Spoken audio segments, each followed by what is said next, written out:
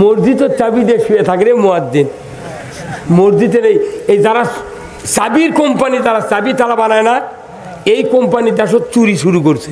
আমার বাপ মুয়াজ্জিন ছিলেন, তার সাথে মসজিদে যেতাম, তখন মসজিদগুলিতে বারান্দার ছিল চটা আর দরজার ছিল শেকড়, চাবি নেই। মাইক আসলো আর চাবি চালার কোম্পানি করলো যে চুরি যদি না করি তো চাবি কিনবে না। তো তোর মসজিদের মাইক চুরি করলা, প্রত্যেক মসজিদের চাবি উঠে গেল। পরে এক সপ্তাহ পর গরু চুরি করলো, সবগুলো তো আবার চাবি দিল। কথা কয় এখন আমার বাড়ির গোলের দরজা 5টা তালা, তাও গরু চুরি বন্ধ হবে নাকি সে সন্ধে। আমার থানার এমপি আছে তানসেনের গ্রামে এবার 6টা গরু চুরি হচ্ছে রে। এমপির গাঁত চুরি হচ্ছে, তাহলে এমপি তার সংসদত কোয়া লাগবে না যে আইনমন্ত্রী সাহেব গরু চুরি আছে আমার গ্রামত, বুদ্ধি কি? তখন আইনমন্ত্রী ময়তুল মোকাররমের ইমাম কবি, হুজুর কোনো ট্যাবলেট আছে চুরি বন্ধের? তখন ইমাম সাহেব বলবে আছে কি? ও সারিকু ও সারিকাতু ফাক্তাউ আইদেহুমা। 3 বন্ধু বুদ্ধি করলেন, আর বুদ্ধি আমরা বাঁচতে পারবো না, এত বড় পাহাড় পাথরের খণ্ড আমাদের চাপা দিয়েছে, কেমনি কে সরে দেবে? দুনিয়ার কোনো মানুষ এখানে নাই, কেউ তো আমাদের কথা শুনতে পাবে না, এখানে না খেয়ে আমাদেরকে মরতে হবে। 3 জনের ভেতরে একজন বললেন, ভাইজান আর বাঁচার একটা উপায় আছে। বলে কি উপায়? বলে একটা উপায় হলো আমাদের 3 জনের ভেতরে সবচেয়ে ভালো আমল আল্লাহকে ভয় করে কেউ যদি করে থাকি, ওই ওসিলা দিয়ে আল্লাহর কাছে আমরা দোয়া করব, হয়তো আল্লাহ তাআলা আমাদেরকে মুক্তির ব্যবস্থা করে দেবে। 1 নম্বর বন্ধু উনি বললেন, ওগো আল্লাহ, আমার বাড়িতে একজন রাখাল ছিল, ছাগল চরানোর জন্য দীর্ঘদিন চাকরি করেছে। হঠাৎ করে একদিন আমার বেতন না নিয়ে আমার বাড়ির থেকে বেরিয়ে যায়। আমি তার বেতনের টাকা দিয়া একটা ছাগল কিনলাম। ওই ছাগল পালতে পালতে 1 উপত্যকা পরিমাণ ছাগল হয়ে গেল। হঠাৎ করে একদিন আমি দেখি মরুভূমির প্রান্তরে আমি ছাগল চড়াইতেছি, ওই রাখাল আমার সামনে দিয়ে চলে যাচ্ছে।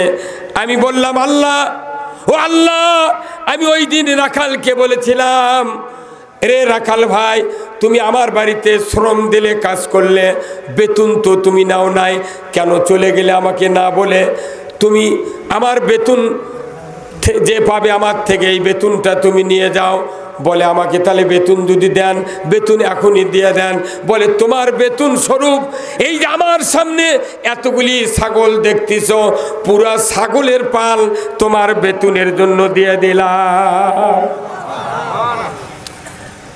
লোকটির কথা শোনা মাত্রই ওই রাখাল বলল, ও মুনিব, আপনি আমার সাথে কি আলাপ ঠাট্টা করছেন?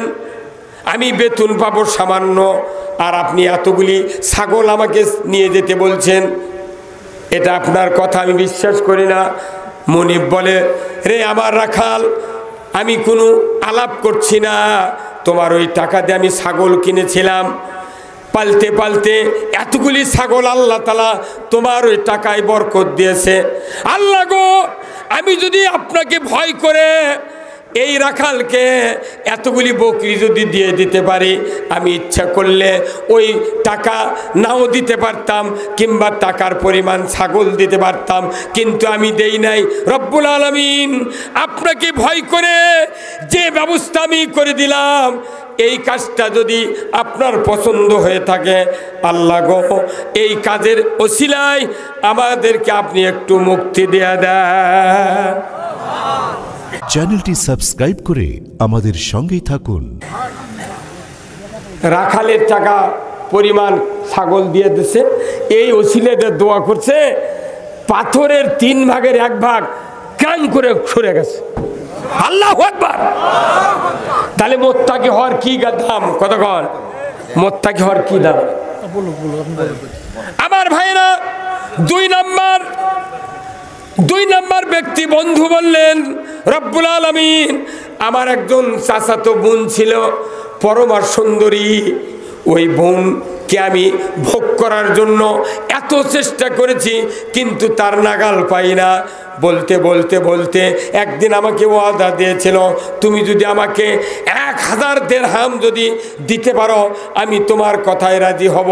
আমি কষ্ট করে 1000 দিরহাম সংগ্রহ করে ওই বোনের কাছে গেলাম। বোনের কাছে যাওয়ার পর অর্থ দিলাম, তার সাথে আমি ঘনিষ্ঠভাবে মিলন হওয়ার জন্য সব রাস্তা যখন রেডি হয়ে গেল, আমি এখন তার উপর ঝাঁপায় পড়ব। এমন সময় আমার ওই বোনটা বলল, ইন্নী আখাফুল্লাহ, তুমি আল্লাহকে ভয় করো। বলার সাথে সাথে আমার কলিজার ভেতর ধাক্কা লেগে গেল।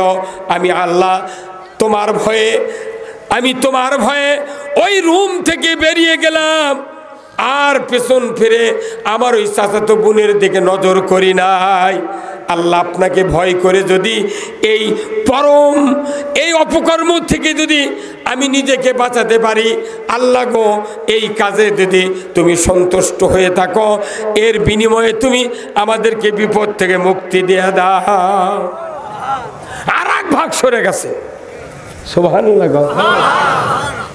আর এক ভাগ সরে গেছে, কিন্তু বাড়াবার পারতেছে না। তৃতীয় ব্যক্তি ওই বন্ধু বলতেছে, আল্লাহ আমার বৃদ্ধা মা আছে, আমার স্ত্রী আছে, 2টা সন্তান ছিল, আমি ছাগল চড়াইতাম, ছাগল চড়িয়ে চড়িয়ে রিজিকের ব্যবস্থা আপনি করে দিতেন। কিন্তু একদিনের ঘটনা, আমার বাড়িতে কোনো খাবার নাই, আমি মরুভূমির থেকে ছাগল নিয়ে গেছি। স্ত্রীকে বললাম, স্ত্রী প্রাণের স্ত্রী, আমাদের ঘরে কি খাবার কিছু আছে? বলে কিচ্ছু নাই, 1 গ্লাস দুধ আছে, এই দুধটা আপনার জন্য আমি রেখেছি। আমি বললাম, আমার 2টা সন্তান, তাদেরকে তুমি কেন দিলে না? বলে আপনি যদি অনাহারে থাকেন আমার সংসার চলবে না। আমি আজকে আমার 2টা সন্তানকে দুধ না দিয়া আস্তে আস্তে কাঁদতে কাঁদতে তাদেরকে ঘুমায় দিয়েছি। বলে আমার বৃদ্ধা মা, বলে মাকে দেই না, আপনি খান। ওই বন্ধু বলতেছে, আল্লাহ আমার ওই চিৎকার করা 2টা সন্তানকে 1 গ্লাস দুধ দিলাম না। স্ত্রীর মুখের দিক তাকায় দেখি মুখটা শুকনা, আমি তাকেও দিলাম না, আমি নিজে খেলাম না। আমি ওই দুধটা আমি মার হাতে দিয়ে বললাম, মা গো তুমি আমাকে 10 মাস 10 দিন উদরে ধারণ করে তুমি আমাকে তিলে তিলে মানুষ করেছ, তুমি 2.5 বছর দুগ্ধ পান করাইছ, তুমি 5 বছর মেথরের কাজ করেছিলে, 10 মাস 10 দিন উদরে ধারণ করার পর তুমি আমাকে ভূমিষ্ঠ করেছিলে রক্তাক্ত অবস্থায়। মা গো মা, আমি দুধ খাবো হতে পারে না, আমার সন্তানেরা দুধ খাবে হতে পারে না, স্ত্রী আমি না খেয়ে রেখেছি। মা গো মা, আমি তুমি দুধটা পান করে তুমি নির্বিঘ্নে ঘুমিয়ে যাও। ও আল্লাহ আকাশের মালিক, এই কাজটা যদি আপনাকে ভয় করে আমি যদি করে থাকি, আল্লাহ এই বিপদ থেকে আমাদেরকে আপনি মুক্তি দিয়ে দেন। এই 3 বন্ধুর এত তাকওয়া, যার কারণে ওই তাকওয়ার উসিলা দিয়ে দোয়া করার সাথে সাথে পাথর এমনভাবে আল্লাহ সরায় দিলেন, 3 বন্ধু মরণের হাত থেকে বেঁচে দিলেন কে? ওই তাকওয়া অর্জনের জন্য রোজা, কথা কন, রোজা করে ঠিক, সুদের অর্থনীতি মানে কোটি কোটি লোক বাংলাদেশে আছে, লাভ কি? কি লাভ? 5 বছর খালি মোত্তাকি হয় রেডি হন, 6 বছরের মাথা এদেশে ইনাদের দ্বারাই ইসলাম বিজয় হবে, তাহলে এদেশে চুরি বন্ধ হবি, জানা বন্ধ হবি। আপনি দরজা খুলে দিয়ে শুয়ে দেখবেন, আপনার তো চাবি লাগবে কে? মসজিদের চাবি দিয়ে শুয়ে থাকে রে মুয়াজ্জিন। মসজিদের এই যারা চাবির কোম্পানি, তারা চাবি তালা বানায় না, এই কোম্পানি দেশ চুরি শুরু করছে।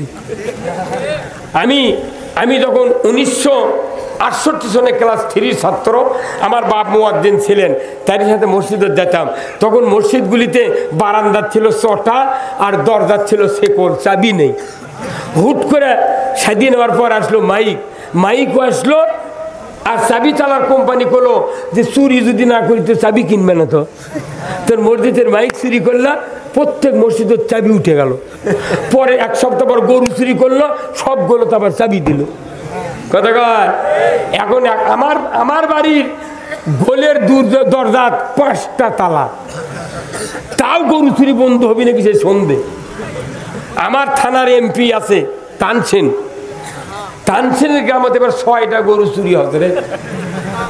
এমপির গাঁত চুরি হচ্ছে, তাহলে এমপি তার সংসদত কোয়া লাগবে না যে আইনমন্ত্রী সাহেব গরু চুরি আছে আমার গ্রামত, বুদ্ধি কি?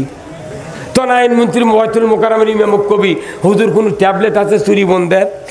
তখন ইমাম সাহেব বলবে আছে কি, ও সারিকু ও সারিকাতু ফাক্তাউ আইদেহুমা